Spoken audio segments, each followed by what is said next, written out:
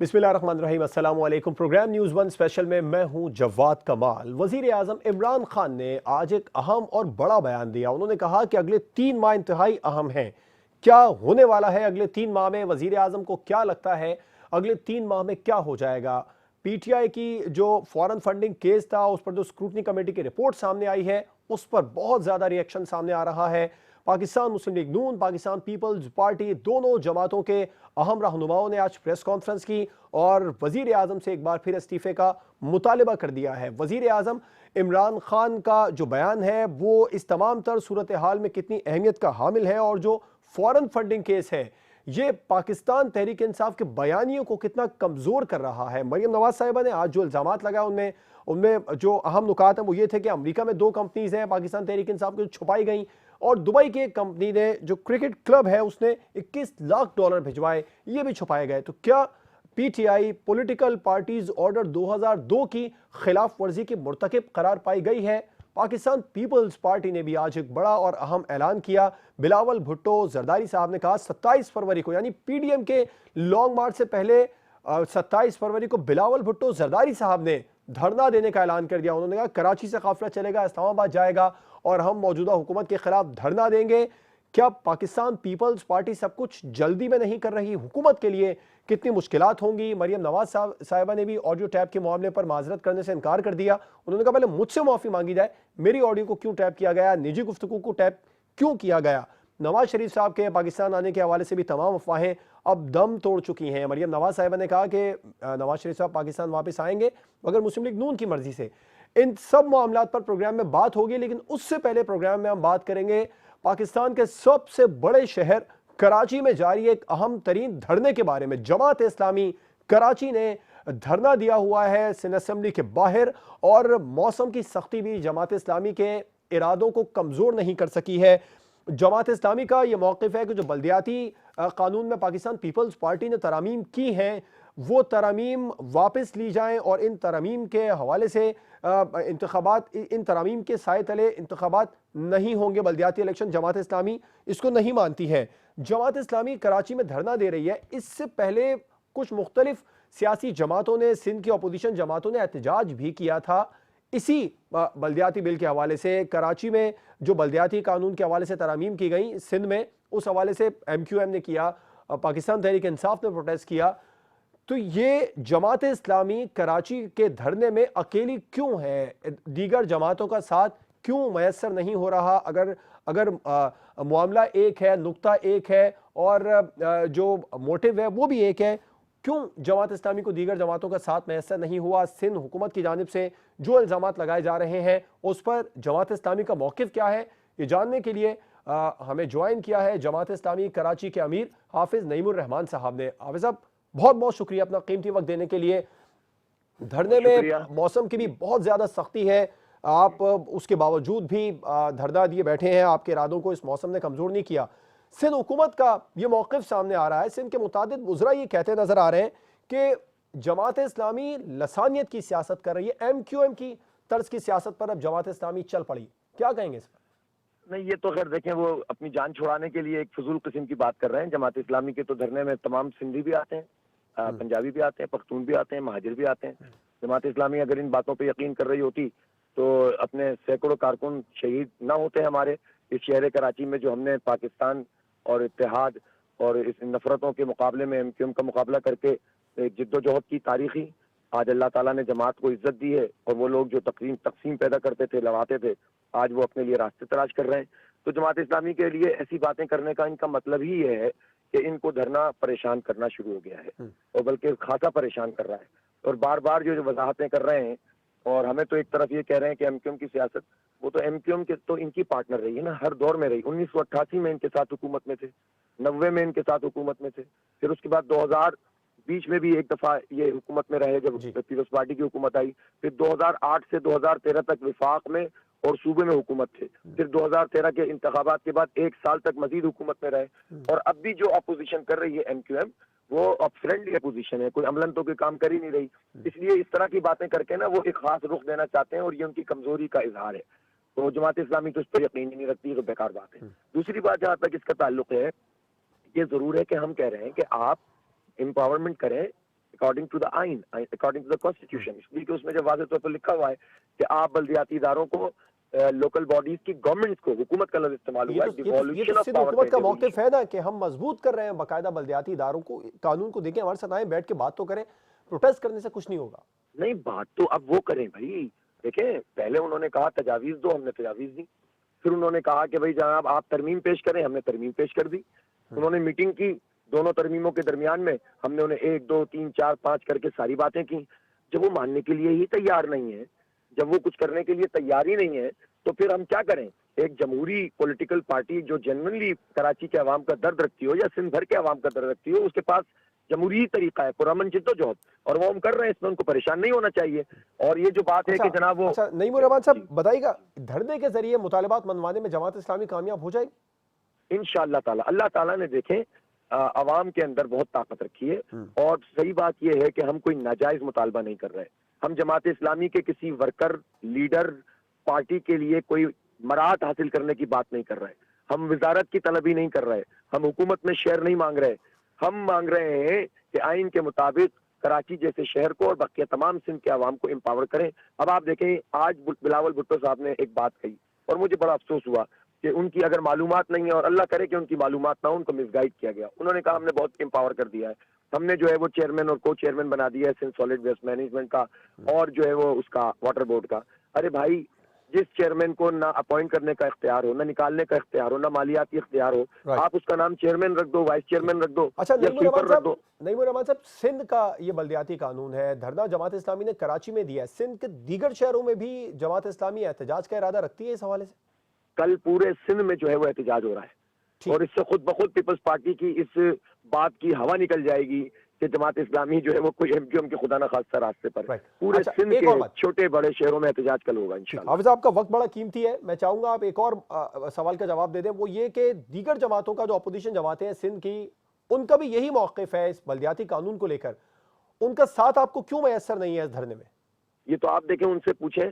अलबत्ता ये बात जरूर है कि इन तमाम पार्टियों के लोग जमात इस्लामी के दफ्तर में तशरीफ लाए थे, और हमने इस मसले के ऊपर उनसे इत्तेफाक किया कि ठीक है, जो भी इख्तिलाफ है, लेकिन जहां तक इस बात का ताल्लुक है कि ये बिल ये गलत है और इसको जो है वो मुस्तरद करना चाहिए, इस पर हमने मीडिया के सामने सबके साथ पीटीआई तो मुलाकातों में जमात इस्लामी ने धरने की बात की थी, धरने का उस वक्त हमने धरने का अनाउंस नहीं किया था, उस वक्त हमने धरने का अनाउंस नहीं किया था। लेकिन देखें, यहाँ पर पीएसपी के लोग आए ना, वफद ने शिरकत की, तो हमने क्या, मतलब हमने इज्जत के साथ उनके साथ मामला किया, उन्होंने अपनी स्पीच की, और हो सकता है मुस्तफा कमाल साहब ने मुझसे राब्ता भी किया, वो आना भी चाहते हैं, कोई बात नहीं। इसी तरह से जो है वो अगर कोई पॉलिटिकल पार्टी के लोग धरने में शरीक हो, लेकिन अगर आप ये समझते हैं ना, किसी और सिंध की अपोजिशन जमातें, पीटीआई या जो इस वक्त एमक्यूएम है, इन्होंने आपसे राब्ता किया सवाल से यहाँ आने के लिए? करने के बाद तो इनकी तरफ से कोई राब्ता नहीं हुआ, लेकिन देखिए मैं एक बात ये कहना चाहता हूँ, वो आए ना आए, धरना सबका धरना है। इनके एमक्यूएम के बहुत बड़ी तादाद में वर्कर आना शुरू हो गए हैं, पीटीआई के हमदर्द आना शुरू हो गए, और ये धरना अब कराची के अवाम का धरना बन गया है। कब तक? कि इन नईमुर रहमान साहब, अभी तक सिंध हुकूमत की जानिब से कोई राब्ता नहीं किया गया धरने के शुरका से या आपसे भी, तो कब तक धरना जारी रहेगा अगर सिंध हुकूमत राब्ता नहीं करती? देखें, पहले तो इन्होंने राब्ता किया और कहा कि हम मिलेंगे, हम मिलने के लिए तैयार थे और हैं, लेकिन ये कोई तरीका नहीं है कि आप जो है वो इतना नॉन सीरियस एटीट्यूड का मुजाहरा करें। आप एक पॉलिटिकल पार्टी हैं, आपकी हुकूमत है, सर्दी में यहाँ पर लोग मौजूद हैं, हम कोई भीख नहीं मांगने आए, हम अपने हक मांगने आए। और अगर ये समझ रहे हैं कि हम खुद चले जाएंगे तो ऐसा तो बिल्कुल भी नहीं होगा। हम यहाँ पर मौजूद हैं और मौजूद रहेंगे इंशाअल्लाह ताला, बल्कि इस धरने को वुसअत देंगे, और पूरे शहर की प्लानिंग हम कर रहे हैं कि किस तरह इसको मरकज बनाते हुए एहतजाज को बढ़ाना है।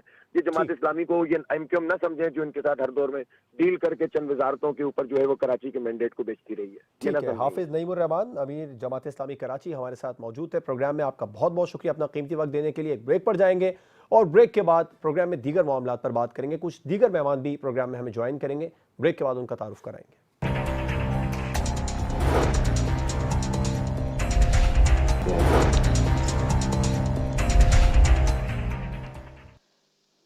Welcome back. अब कुछ दीगर मेहमानों का आपसे तारुफ करवाएंगे। प्रोग्राम में हम बात करेंगे कि अब अगले 3 माह में क्या होने वाला है। वज़ीर आज़म को क्या लगता है कि ये 3 माह क्यों अहम है? स्क्रूटनी कमेटी की रिपोर्ट पाकिस्तानी सियासत पर क्या असरात मुरत्तब करेगी? अब नवाज शरीफ साहब इलेक्शन से पहले पाकिस्तान वापस आएंगे या नहीं आएंगे? और ऑडियो टैप के मामले पर मरीम नवाज क्या मुआफ़ी मांगेंगी सहाफ़ी बरादरी से या फिर नहीं मांगेंगी? पाकिस्तान पीपल्स पार्टी जो तनहा लॉन्ग मार्च का ऐलान कर चुकी है, क्या सब कुछ जल्दी में नहीं कर रही? अब इस पर बात प्रोग्राम में कर लेते हैं। हमें ज्वाइन किया है मेंबर कौमी असम्बली पाकिस्तान तहरीक इंसाफ नुसरत वाहिद साहिबा ने, और पाकिस्तान पीपल्स पार्टी से मेंबर कौमी असम्बली डॉक्टर शाजिया सोबिया साहिबा में ज्वाइन कर रही हैं। पाकिस्तान मुस्लिम लीग नून से राना एहसान अफजल साहब हमारे साथ मौजूद हैं। नुसरत वाहिद साहिबा, आप बताइएगा, वजीर आजम ने कहा कि अगले 3 माह अहम हैं, क्या होने वाला है? उनको क्या लग रहा है कि हो जाएगा अगले 3 माह में? बिस्मिल्लाहिर्रहमानिर्रहीम। बहुत शुक्रिया अपने प्रोग्राम में मुझे इनवाइट करने का। देखें, 3 माह अगले इसलिए इम्पोर्टेंट हैं कि इसमें तमाम अपोजिशन की जो मुत्तहदा कोशिशें हैं वो खुल के सामने आ जाएंगी कि ये लोग कहाँ तक मुत्तहद हैं और कहाँ तक नहीं है। हालांकि ये चीज़ तो हम पहले भी जानते हैं इस बारे में कि ये आपस में मुत्तहद नहीं है। सिर्फ प्राइम मिनिस्टर को नीचे अपनी सीट से हटाने के लिए ये लोग इस किस्म की इत्तेहाद कर लेते हैं, जबकि इनके आइन, इनकी थिंकिंग, इनकी जो भी चीज़ें हैं वो एक दूसरे से नहीं मिलती। मंशूर पार्टी का एक दूसरे से नहीं मिलता और बल्कि हमेशा एक दूसरे के खिलाफ ही काम किया है अपरेंटली। यानी इलेक्शन से पहले एक दूसरे के खिलाफ बहुत बोला जाता है और फिर उसके बाद वो उससे बिल्कुल एक हो जाते हैं। ये हमेशा से इनका ये दस्तूर रहा है। तो अभी भी आप देखें कई जगह पे इकट्ठे हुए, फिर आपस में लड़ाई होगी, फिर इकट्ठे हुए, फिर लड़ाई होगी। तो अब जो है 3 महीने अगले, जिसमें इन्होंने कहा है कि मार्च में ये लॉन्ग मार्च करेंगे और उसके बाद पता नहीं और क्या-क्या करेंगे। बहरहाल फजलुर रहमान साहब ने भी कहा, राज बिलावल ने भी कह दिया। तो इससे एक तो ये इनके पता चल जाएगा कि ये कहाँ पे हैं, क्योंकि पहले भी हम देख चुके हैं कितने धरने और कितनी धरनियाँ और कितने जुलूस और कितनी जलसियाँ होती रही हैं।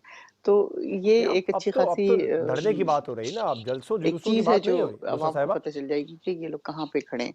जी, नुसरत साहिबा, अब तो जलसों जुलूस और धरने की बात नहीं हो रही है। एक्चुअली आपने कहा कि अगले 3 माह के पाकिस्तान मुस्लिम लीग नून और पाकिस्तान पीपल्स पार्टी के लिए, जिस तरह आपने बताया कि ये बेनकाब है, पीटीआई के लिए कोई प्रॉब्लम नहीं अगले 3 माह में। ये foreign funding case, scrutiny committee की रिपोर्ट, मरीम नवाज साहिबा के इल्जामात, प्राइम मिनिस्टर से इस्तीफों का मुतालबा, पाकिस्तान पीपल्स पार्टी ने भी आज तो लॉन्ग मार्च का ऐलान कर दिया है। जी, बिल्कुल। ये स्क्रूटनी रिपोर्ट जो है ये आपको कुछ ही दिनों में इसकी असलियत भी पता चल जाएगी, क्योंकि कल ही फवाद चौधरी साहब ने प्रेस कॉन्फ्रेंस करके बता दिया कि एक अमाउंट को 2 दफ़ा कंसिडर किया गया है। जैसे वो अमाउंट एक उसमें आया बैंक में और फिर उसको दूसरे बैंक में शिफ्ट किया गया, तो उसको 2 दफ़ा काउंट किया गया। इस तरह 2 दफ़ा हुआ है ये। जब 2 दफ़ा काउंट हुआ है तो वो पैसे ज़्यादा बताए गए हैं उसमें। और दूसरी जो बहुत ज़्यादा इम्पोर्टेंट चीज़ है, ये तो चलें एक टेक्निकल चीज़ है, लेकिन अदरवाइज़ आप देखेंगे प्राइम मिनिस्टर जब से उन्होंने वर्ल्ड कप जीता था उसके बाद से इन्होंने शौकत ये खानम के लिए फंड रेजिंग शुरू कर दी थी। जब फंड रेजिंग कर रहे थे तो वो दुनिया के हर मुल्क से तकरीबन पाकिस्तानी जितने हैं वो लोग हेल्प आउट पार्टी करते थे फंड और रेजिंग, शौकत मुख्तलिफ लोग खानम के लिए फंड रेजिंग फंड कर रेजिंग रहे दोनों होते थे हर अलग जगह। अलग प्राइम मामला मिनिस्टर नहीं है नुसरत साहिबा। इमरान खान साहब नहीं जा रहे होते थे, चेयरमैन साहब नहीं जा रहे होते थे, लेकिन उसके बावजूद लोग फंड रेजिंग कर रहे होते थे। और बिल्कुल, बिल्कुल, बिल्कुल अलग-अलग है, लेकिन उस ज़माने से फंडिंग शुरू हुई हुई थी और उसमें जो मैं आपको बता रही अच्छा, हूँ ये वो कौन ये से है पैसों कि का मामला है जो आप कह रही हैं कि लोग कि आप यू जो कांट 2 दफा स्वेयर काउंटिंग हो फॉर गई उसकी? एनीबॉडी कि ये आप दुबई नहीं वाले कह जो सकते पैसे कि आए हैं, कोई दुबई कितना से जो ईमानदार है, क्रिकेट कितना क्लब ने ईमानदार पैसे नहीं है। भेजे वो, होता या ये था कि 55% पार्टी को दे दिया, 45% अपने पास रखे हैं। हम्म, फवाद चौधरी साहब ने कल अपने उसमें बाकायदगी से ये बात बताई है कि एक अकाउंट में 160 आए, फिर दूसरे अकाउंट उसी को दूसरे अकाउंट में शिफ्ट किया गया वो 160। तो इस तरह 320 का या 350 का जो भी हिसाब किताब है वो अभी क्लियर नहीं है, लेकिन वो हो जाएगा, क्योंकि हम हमारे उसमें ऑलमोस्ट ये है कि एक एक चीज का हिसाब रखा गया है। पार्टी फंडिंग देखें, पार्टी फंडिंग वो होती है जिससे आप, एक इकलौती पार्टी है मेरे ख्याल में जो पाकिस्तानियों से फंड लेके पार्टी चला रही है, वरना अदरवाइज आपको पता है रॉ के पैसे आ रहे होते हैं या कहीं और से पैसे आ रहे होते हैं। आपको पता है नवाज शरीफ को किसने पैसे दिए थे और किस तरह उनके ऊपर ये बहुत बड़ा इल्जाम है जो इल्जाम कि ही है ना, प्रूफ तो नहीं हो क्या सकता नाम था उसका, इल्जाम की। बाइडन क्या, जो जैसे मरियम नवाज साहिबा ने कहा कि अमेरिका वो में जो 2 कंपनीज हैं, अफगानिस्तान में जो दुबई की उसको कंपनी ने तालिबान 21 बनाए थे, लाख डॉलर उससे भिजवाए, उन्होंने पैसे लिए थे इसको भी बहुत तो आप ज्यादा। लोग इल्जाम ही कह रहे हैं। राना एहसान अफजल साहब, एक तो जिस तरह अभी नुसरत साहिबा ने कहा कि आप लोगों की जो पार्टी फंडिंग है वो भी कहां कहां से आ रही है सबको पता है। दूसरा ये जो स्क्रूटनी कमेटी की रिपोर्ट है, राना साहब आप क्या समझते हैं पाकिस्तानी सियासत पर इसके असरात क्या होंगे? क्योंकि प्राइम मिनिस्टर साहब ने कहा अब मुंतजिर हूं पीपी और पीएमएलएन के जो जो फंडिंग का जो मामला है इलेक्शन कमीशन ने उनकी रिपोर्ट्स कब आती हैं? क्या वो क्लियर होंगी? पीएमएलएन मुतमईन है? बिस्मिल्लाहिर्रहमानिर्रहीम। सबसे पहले तो ये मैटर नहीं करता कि पीपल्स पार्टी की या पीएमएलएन की रिपोर्ट्स कब आती हैं और उनका क्या नतीजा होता है। अभी जो सवाल है वो पीटीआई से है और वो बड़ा सिंपल सवाल है कि उन्होंने इलेक्शन के आईन और कानून जो है उनकी खिलाफ वर्जी की और जो उन्होंने आर्टिकल्स तोड़े वो उन पे करप्ट प्रैक्टिसेस के आर्टिकल्स लगते हैं। वो किस तरह कि देखें, आपने ईसीपी के अंदर पार्टी ने अपने सारे जो मामलात हैं वो जमा कराने होते हैं और उसके अंदर आपको याद होगा कि जब मियां नवाज शरीफ को निकाला गया, वो वजीर आजम थे, मुंतखब वजीर आजम थे, तो उनको इस चीज पे निकाला गया कि उन्होंने अपने बेटे की कंपनी से तनख्वाह जो कि ली भी नहीं थी उनको डिक्लेयर नहीं किया। तो ये जो मामलात हैं ये ईसीपी के सामने आपने बैंक अकाउंट्स को कंसील किया, यानी कि 26 बैंक अकाउंट्स टोटल पीटीआई के थे जिसमें से सिर्फ 4 को जाहिर किया गया, बाकियों को छुपाया गया, कंसील किया गया। तो ये कानून जो है वो तोड़ा गया। इसी तरह जो फॉरेन फंडिंग के जो लॉज हैं, कानून है, वो ये कहते हैं कि आप डुअल नेशनल पाकिस्तानी या जो ओवरसी पाकिस्तानी उनसे तो फंड ले सकते हैं, लेकिन अगर आप फॉरेन नेशनल से फंड लेंगे और कंपनियों से फंड लेंगे जी तो वो आपका उसका बिल्कुल, ये तरीकाकार है पॉलिटिकल पार्टीज ऑर्डर 2002 में ऐसा ही है। ये नुसरत जो साहिबा से जिसकी इसका जवाब इन्होंने लेंगे। ब्लेटेंट जी जिसकी इन्होंने ब्लेटेंट खिलाफ वर्जी की, कानून तोड़ा। इसी तरह ये जो कहते थे कुल्फी वाला, फलूदे वाला, तो इनके तो अपने मुलाजमीन के अकाउंट के अंदर ट्रांजैक्शंस हुई जो इन्होंने छुपाई और वो लाखों नहीं करोड़ों करोड़ों के अंदर जाती हैं। अब वो पैसा किसने दिया, वो कहाँ पार्क हुआ और फिर अच्छा, वो किस मकसद के लिए इस्तेमाल हुआ, क्या वो जो पाकिस्तान मुस्लिम धरना लीग इन्होंने नून पर भी जो केस है इस वक्त इलेक्शन कमीशन में, इमरान खान साहब ने कहा कि मैं उसका भी मुंतजिर हूं। क्या ये देखें, जो अब स्क्रूटनी कमेटी की रिपोर्ट है, इसके आपको क्या लगता है पाकिस्तानी सियासत पर क्या असरात मुरतब होंगे?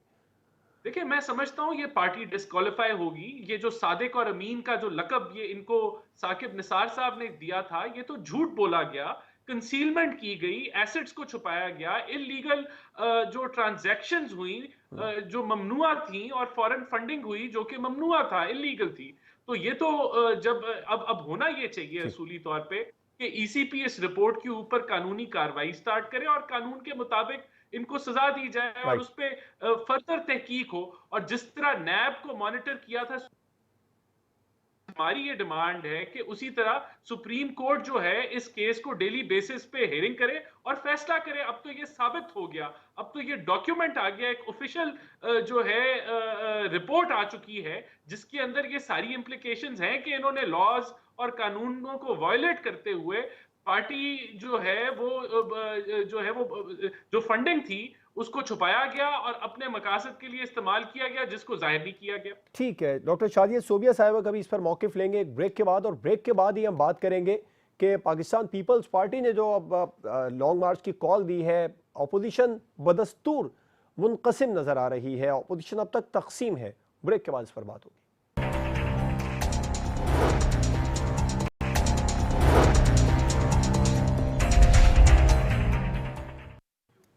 Welcome back. नुसरत भाई साहब, अब बड़े बड़े एहतजाज की कॉल हो गई है, हुकूमत तैयार है इन एहतजाज के लिए? ये जो अगले 3 माह का कहा गया प्राइम मिनिस्टर साहब की जानिब से कि अहम है, कहीं इन्हीं सारे मामलात को लेकर तो नहीं है? पीपल्स पार्टी ने बहुत ज़्यादा जल्दी में पीडीएम से भी पहले एहतजाज की कॉल दे दी है, एक धरना आ रहा है इस्लामाबाद 27 फरवरी को ही।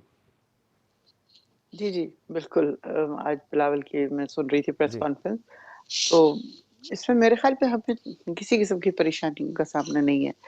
प्राइम मिनिस्टर कह रहे हैं इम्पोर्टेंट है, तो वो इम्पोर्टेंट मैंने जैसे पहले आपसे बताया कि इसमें बिल्कुल साफ क्लियर नजर आ जाएगा कि कौन कितने पानी में है, हम्म। क्योंकि आपने देखा है कि आपको कोई पहले भी क्या प्रॉब्लम क्या नहीं है, कोई कुछ खतरा नहीं है? पीपल्स पार्टी ने भी पीडीएम से पहले एहतजाज की कॉल दे दी है। पीटीआई पीपल्स पार्टी की तो हम पहले भी देख चुके हैं, जो ट्रेन इनकी मार्च थी या उसके अलावा और बाकी जो चीजें थी। मौलाना फजलुर रहमान अपने स्कूल के बच्चे, मदरसों के बच्चे इकट्ठे कर लेते हैं, अदरवाइज तो इनके पास लोग नहीं होते उस तरह के कि जिससे किसी के ऊपर प्रेशर डाल सके। नहीं, अब तो तो केपीके में जो बल्दियाती इलेक्शन का रिजल्ट है वो लोगों ने ही वोट दिया है ना उनको। बिल्कुल ऐसा ही है। वो एक्चुअली शायद आपको पता हो इस बात का कि हुआ कैसे है। वो एक्चुअली हुआ ये है कि हमारी पार्टी के 3-3 4-4 बंदे खरीद लिए गए, उनको आजाद उम्मीदवार खड़ा कर दिया गया। इसमें और मौलाना फजलुर इसमें मौलाना फजलुर रहमान साहब का तो कोई कसूर नहीं था ना, उन्होंने तो नहीं कहा था ना आपने चार कैंडिडेट, इट मींस कि पार्टी पे नहीं नहीं नहीं गिरफ्त नहीं नहीं कमजोर नहीं, है वो आप लोगों हुआ ही ये है तो कि फिर वो पार्टी पे गिरफ्त मौलाना कमजोर है फजलुर ना रहमान के पास या रॉ का नुसरत पैसा साहब था भाई। या नून लीग और पीपल्स पार्टी का फैसला था। वो सारे पीडीएम मिलके उनको सपोर्ट कर रही थी और सारा पैसा उनके पास था। हमारे जो उम्मीदवार हैं उनको खरीद ये लिया जिस गया। तरह आप तो लोग रॉ और दीगर दीगर इस तरह के एजेंसियों का इल्जाम लगा रहे हैं, उस तरह के इल्जाम तो फिर अब पीटीआई पे भी फॉरेन फंडिंग के मामले को लेकर लगना शुरू हो गए ना। बिल्कुल इल्जाम तो लग रहा है, लेकिन मैं आपको सच्ची बात बता रही हूँ कि वो जो 4 आज़ाद उम्मीदवार खड़े हुए हैं और एक उसमें जेन्युइन है, लेकिन हर एक ने पीछे तस्वीर प्राइम मिनिस्टर की लगाई हुई है। अब जब लोग वोट देने आएँगे तो मुझे बताइए वो कैसे किसको वोट देंगे? इसमें वो तो इसमें देखें बैठ नुसरत को ही दे साहिबा रहे हैं ना। और एक बात तो क्लियर है ना, वो ये कि पार्टी पे गिरफ्त वहां के जो जो जिलाई ओहदेदारान हैं या सूबाई ओहदेदारान हैं उनकी कमजोर थी, जो उनको मना नहीं सके। ऐसा ही हुआ है कि वो राइट। उस वक़्त ये ओवर कॉन्फिडेंस में मेरे ख्याल में मारे गए हैं ये लोग। अदरवाइज़ पार्टी की जो लीडरशिप है वो तो बहुत ज़्यादा चलें मुत्तहिद है ठीक है, और वापस पॉइंट पे बहुत आते अच्छे हैं से थोड़ा सा। काम कर मैं रही है। एक्चुअली बात करना चाह रहा लेकिन हूं जो अब बड़े बड़े प्रोटेस्ट आने वाले हैं इस्लामाबाद की तरफ, बड़े उससे बड़े कुछ धरने, नहीं होगा, हम लोगों को कोई इफ़ेक्ट नहीं पड़ रहा होगा हुकूमत कहीं इंशाल्लाह। नहीं जा रही, क्योंकि 2022 में नहीं, इलेक्शन नहीं हो रहे। हुकूमत पूरे अपने 5 साल मुकम्मल करके जाएगी अगर जाना होगा तो।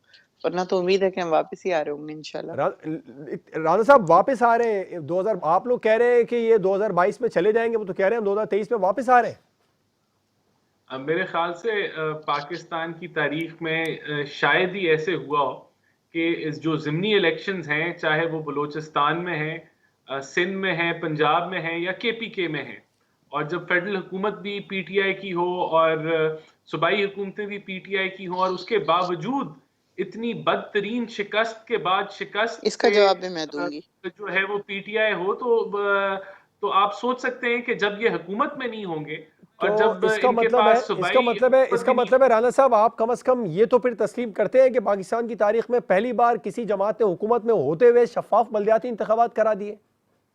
देखिए, पहले भी हुकूमतें शफाफ बलदियाती इंतखाबात भी कराती थी और ज़िमनी इलेक्शन भी शफाफ होते थे। ये ऐसी कोई बात नहीं है जी, कि एग्ज़ैक्टली। हर ज़िमनी इलेक्शन ही जो है हुँ, हुँ। वो रिग्ड था। यहाँ आपके पास बड़ी बेहतरीन मिसाल है डस्का के इलेक्शन की, जिसके अंदर जो है वो पीटीआई ने अगवा किए प्रिजाइडिंग ऑफिसर्स, उनको अगवा किया धुंध के अंधेरे में और उनसे थप्पे लगवाए। और फिर जब वो पकड़े गए तो उन्होंने ईसीपी जैसे अदारे को कहा कि हम आग लगा देंगे और कहा कि ये चोर हैं, ये रिश्वत लेते हैं। और फिर जब उनसे सवाल पूछा ईसीपी ने नोटिस करके, फिर इन्होंने माफिया मांगी। तो ये तो वो जमात है जिसका वतीरा है जो चले उन्होंने माफी तो तंजीमी मांग और ली, जो हुकूमती माफी की ताकत आपने को बात इस्तेमाल की, करके आपकी इलेक्शन। पार्टी की नायब सदर ने, अहम रहनुमा ने आज तो माफी मांगने से भी इनकार कर दिया जर्नलिस्ट से। उन्होंने कहा कि पहले माफी मुझसे मांगी जाए ऑडियो इन टैप के दोनों का मामले पर। जवाब मैं दूँगी प्लीज़। जी मैं हुँ। आऊंगा नुसरत साहब देखिए, आपकी तरफ, पहले राणा जो साहब से।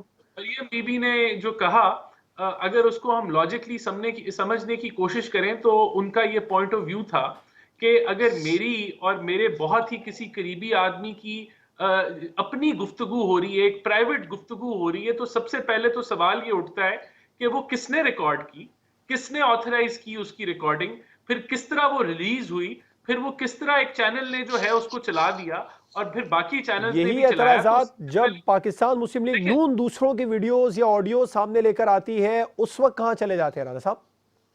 देखिए, दूसरी चीज इसमें यह है कि आपस में जब आप बात कर रहे होते हैं तो आप एक प्राइवेट कॉन्वर्सेशन में आप जो है वो खुल के बात करते हैं या अपने एहसासात को भी बताते हैं। मैं बिल्कुल कतई नहीं, तहजीब से दायराकार से बाहर हट के बातचीत होनी चाहिए, तहजीब के दायराकार में रहनी चाहिए, लेकिन एक जो प्राइवेट गुफ्तगू मान लिया, है बिल्कुल ठीक वो। है, इस बात को तस्लीम कर लिया भी जाए कि अगर ये सब गलत हुआ तो फिर जो पाकिस्तान मुस्लिम लीग नून जो ऑडियोज और वीडियोज सामने लेकर आती है, वहां पर इन पैरामीटर्स को क्या हो जाता है?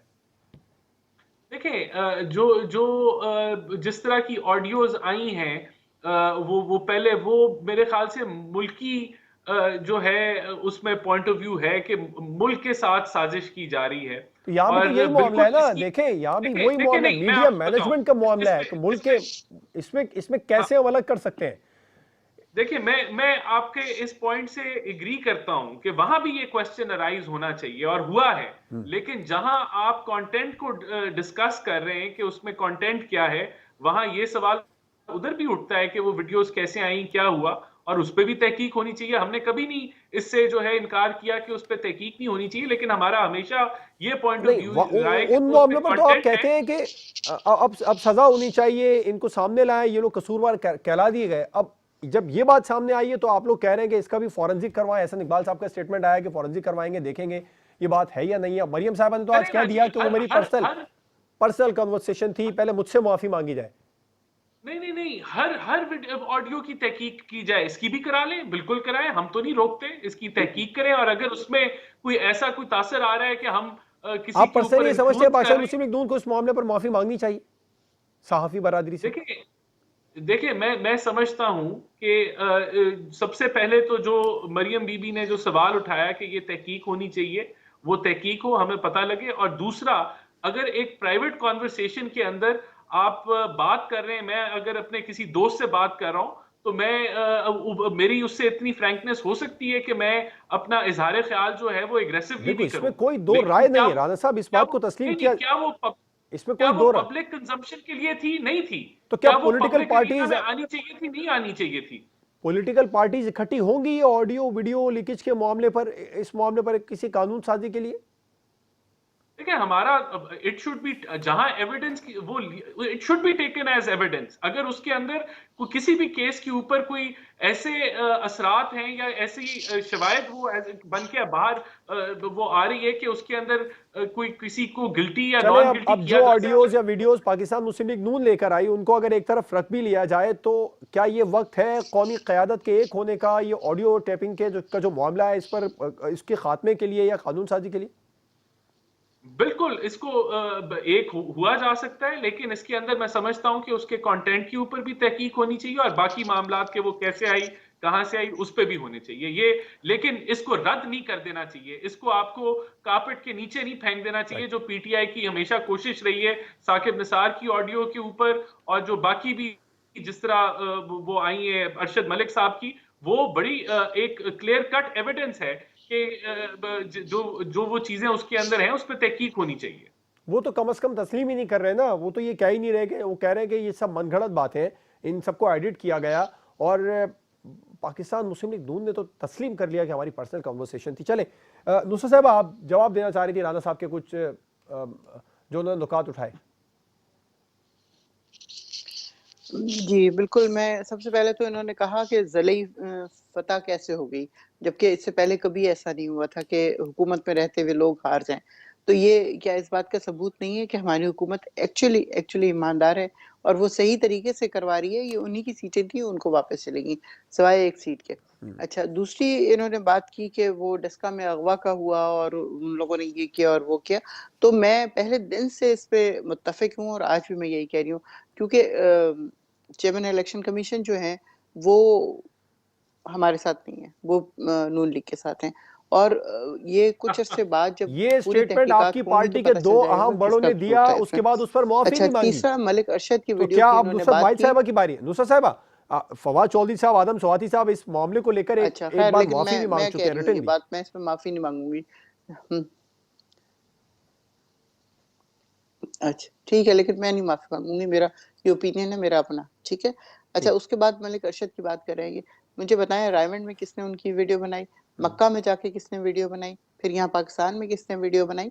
मतलब ये इतनी अजीबो-गरीब बातें हैं कि जो आप खुद करें, वो सब कुछ ठीक है और जो दूसरा करे, हालाँकि ये जो वीडियो आज निकली है मरियम साहिबा की, आज या कल, किसका गिला है? आईबी के ऊपर इल्ज़ाम लगा रहे हैं वो एक साहब इनके, जो मिनिस्टर रह चुके हैं लॉ के। तो ये किस कदर अजीबो-गरीब बात है, आप लोगों को सिर्फ़ महकमे ही मिलते हैं। फ़ोन किसके पास नहीं है? मुझे बताइए, फ़ोन किसके पास नहीं है? कोई भी ज़रा से फासले पे खड़े होके हाथ नीचे रख के वो बना सकता है। आवाज़ उसको चाहिए ना सिर्फ़ वही, जो कन्वर्सेशन हो रही है वो कर सकता है, या फ़ोन राइट, से किसी का ताल्लुक है, फ़ोन की कंपनी चले का है, ठीक है, आपका वो वहाँ पॉइंट से है, मेरे रिकॉर्डिंग पास वक्त निकलवा कम है। सकता है। तो राना ये एहसान अफजल साहब, एक और बड़ा अहम मामला है, साबिक वजीर आजम मियां नवाज शरीफ साहब अब पाकिस्तान मुस्लिम लीग नून की मर्जी से पाकिस्तान वापस आएंगे, तो ये बात मान ली जाए कि उनके पाकिस्तान आने की तमाम खबरें अफवाहें दम तोड़ चुकी हैं, वो फिलहाल वापस नहीं आ रहे, इंतखाबात से पहले भी जो जो स्टेटमेंट बिल्कुल नहीं। देखिए मैं समझता हूं कि ये हुकूमत जो है बहुत ही पतले धागे के साथ लटकी हुई है, ये कभी भी जा सकती है। और मियां नवाज शरीफ इंशाल्लाह ताला अगले जनरल इलेक्शन से पहले पाकिस्तान में मौजूद होंगे। अभी उनको अपना इलाज भी वहां कराना है और वो जरूर पाकिस्तान आएंगे, पहले भी आए थे, अब भी आएंगे। करवाए। तो ये जो जो जो बयानात माजी के दिनों में चलते नजर पाकिस्तान मुस्लिम लीग नून की जानिब से कि आवाम का बहुत ज़्यादा दर्द है, मियां साहब को जल्द वापसी का ऐलान करेंगे, फिलहाल वो दर्द कम हो गया, वापसी का ऐलान फिलहाल वापस ले लिया गया। हम समझते हैं कि आने वाले कुछ हफ्तों में, महीनों में ये हुकूमत भी जो है वो चंद महीनों की ही मेहमान है। ठीक, राना एहसान अफजल साहब, नुसरत वाहिद साहबा प्रोग्राम में हमारे साथ मौजूद थे। आप दोनों मेहमानों का बहुत शुक्रिया। प्रोग्राम आपने देखा नाजरीन, दावे दोनों जानिब से ही बड़े बड़े किए जा रहे हैं अगले 3 माह अहम होने के, मगर सूरत हाल को सामने रखें तो जिस तरह इस्तीफ़ों की और धरनों की और एहतजाज की के स्टेटमेंट सामने आ रहे हैं, इनको देखते हुए हुक्मरान जमात के लिए सूरत हाल खुशकुन नहीं है। इजाज़त दीजिए, अल्लाह हाफिज़।